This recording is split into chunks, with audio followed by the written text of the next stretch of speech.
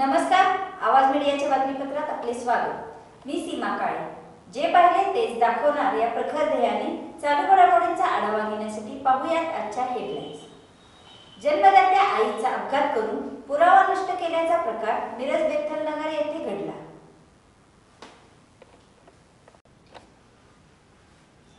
सांगली मिरज रोडवरील बेथलनगर 5वी गल्ली येथे मयत सखुबाई मारुती माने या राहत्या घराच्या बाहेर बसल्या असता शिवाजी मारुती माने यांनी दिनांक 23/10/2018 रोजी दुपारी 4चे दरम्यान जन्मदात्या आईच्या अंगावर रिक्षा घालून तिला जीवे मारल्याचा प्रकार घडला असून हा प्रकार सर्व गल्लीतील लोकांनी पाहिला। हा प्रकार घडला नसल्याचे दर्शवून शिवाजी माने यांनी पुरावा नष्ट केल्याचे उघडकीस आले आहे। याच गल्लीतील नागरिक म्हणतात, दिनांक 23 रोजी प्रकार घडला असता सर्व महिलांनी मयत सखुबाई यांच्या अंगावर पडलेली रिक्षा पालती करून तिला बाहेर काढले असल्याचा प्रकार आवाज मीडियासमोर सांगितला आहे। यातील आरोपीच्या बाजूने खोटा जबाब देण्यासाठी 2000 देऊ करून पोलिसांनी नोंदवला असल्याचे तेथील रहिवासी यांनी सांगितले। तर या प्रकरणाची चौकशी करावी अशी मागणी आरोपीच्या बहिणीने केली आहे। मुलग्याला अडवून त्यांनी 5-6 जणांनी हाणमार केले। इस्लामबागला पोलीस स्टेशनला आज सकाळी कंप्लेंटची नोंद आहे। तरीही पोलिसांनी हे एसपी ऑफिसला पण अर्ज दिलेला आहे। एसपी ऑफिसचं बी काही हे गुन्हे आरोपी या निर्दोष फिरायला लागलेत। आमच्यावर अन्याय झाला आहे। ह्याच्यासाठी आमची पण आई आहे, जगाची पण आई आहे, त्यांची पण आई आहे, पण आम्हाला न्याय ही मिळालेला नाही। ही न्यायासाठी तुम्ही मला हे सगळ्या ह्यो प्रकारनं जी घडले 6व्या गल्लीत, सगळ्या गल्लीतल्या लोकांना लहान थोरांना ही माहीत आहे। सगळ्या गावात ही प्रकरण पसरलेला आहे। तरी पण खोटं साक्षीदार नेऊन त्याला पैसे देतो म्हणून त्याचा जबाब पोलीस स्टेशनला घेतलेला आहे। आणि खरं जबाबदार गेल्यानंतर पोलीस स्टेशनला जबाब त्यांचा घेत नाहीत।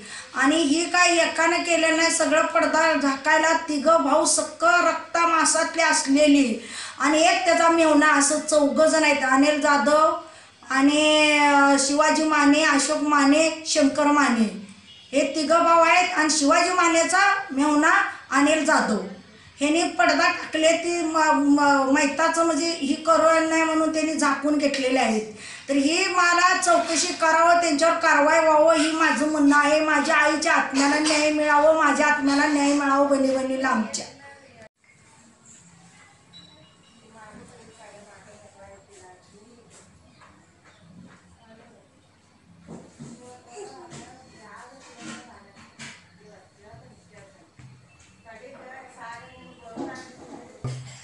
हॅलो, नमस्कार।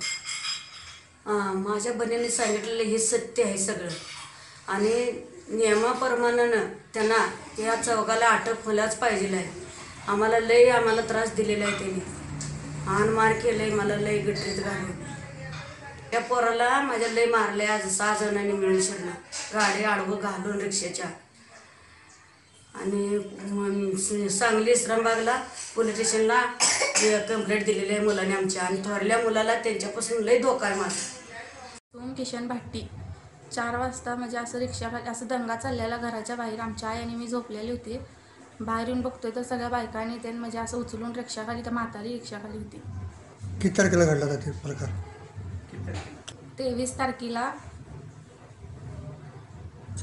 तारखेला 4 वाजता दंगा बाहेर चाललेला आणि मी आणि आमची आई झोपलेली होती घरात।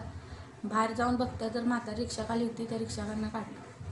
नगरच्या 6वी गल्लीवर राहतो दादा मी, इथं भारती हॉस्पिटलचं मागं।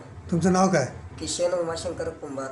हां, इथं डिव्हिजनला घेऊन गेले, इथं भारती हॉस्पिटलचं तिकडं चल म्हणले मला। डिव्हिजनपाशी घेऊन गेले, मला 2000 रुपये द्याल ते। मी काय पैसे घेतले नाही, मला असं सांग म्हणून मी सांगितलं। काय सांगितलं?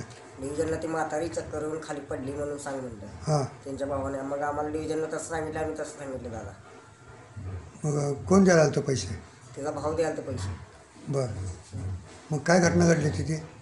तिथं म्हातारी म्हणून असं चक्कर येऊन खाली पडली म्हणून ते वडापमध्ये पडली म्हणून सांग। आम्ही तसं डिव्हिजनला सांग म्हणलं, आम्ही तसं सांगितलं।